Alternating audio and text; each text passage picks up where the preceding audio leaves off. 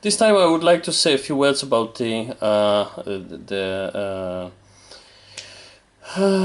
languages, of course, and which languages is perhaps the most complicated to learn, and which is maybe the least complicated to learn. And in Poland it is very popular to say that Polish language is perhaps the most complicated. If, of course, the gerund form, the gerundium form of Polish is very complicated, but in general we know that it's not, we know for sure that it's not the most complicated language, the most hard language to learn in the world, because, for instance, we have not as many letters as, for instance, the Chinese have. Okay, so for instance, Romance languages like French, Italian and Spanish, I also had some contact with them and learned them to some degree. French, so French is my best, so I would use the example of French. They usually have some form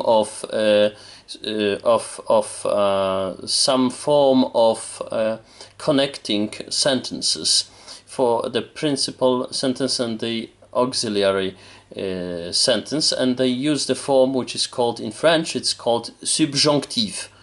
With this form, which is so typical for Romance languages, you have to learn from the beginning like the second auxiliary conjugation of the verb, which is very complicated sometimes, because you have, of course, exceptions from exceptions and so on and so on, and you have and you already had so many exceptions in the normal conjugation. But now, when you want to say that somebody was doing something and said that something was done, and you need this subjunctive, then you have to learn a second conjugation, a second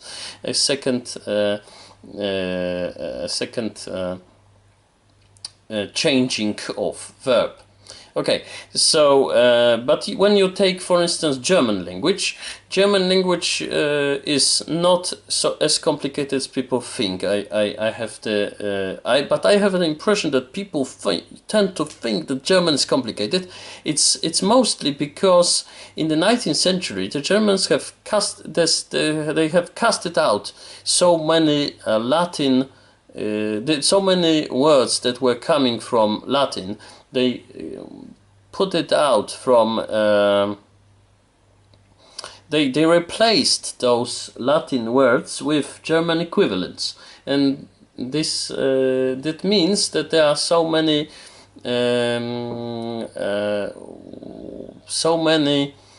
words in German that have only a Germanic version and not the more Latinized version, and that means that it could be complicated for some people who are more accustomed to more Latin sounding phrases and words. Okay, English is considered to be the easiest, and it's very much not so. The reason why we think English is easy is because English is everywhere, in songs, even in lifts, in elevators, in hotels, and literally everywhere. And this is the only reason we know how to read some or maybe most of English words, because English is like a hybrid language. It's a language which is like some old Germanic language. This is very similar to Danish, because and the French language. And for that reason, the Danes today have no problems with reading some old English books, but the English have problems with reading them. The books that were written in before the 11th century, and sometimes sometime after. Because it's connected with of course, with the conquest of England by the Normans, who were speaking French already, because they were living in France for some time, although they were basically Vikings. so they also were supposed to use some Danish or similar to Danish, some language similar to Danish, but they were not. They were using French. So it's like a combination of Danish or something like Danish and French. So for that reason we have always problems today, because we don't know how to read English words, basically. When you would take the example of the word alas. Alas means unfortunately. It's like an equivalent. It's like a more romance equivalent of unfortunately. That means this is coming from French "hélas", which is written H-E-L-A-S.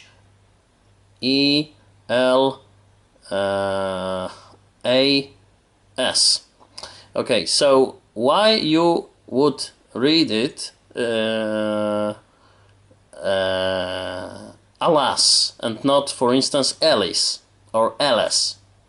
Because that would be more Germanic, more Danish, so to speak, right? But you have to read it alas, and you must remember it. Why not Alice or Alice? Because it's coming from French, but you have to remember which words, and some words are not really indicating whether they come from French or this Germanic part of English language. English language is not really very much Germanic because of that. So you always have this problem. And we know also that Slavic languages are not the most easy to learn, because they have a very complicated declination. And the declination, it of course requires not only the article change, but the whole word. So every language has its own complicated elements.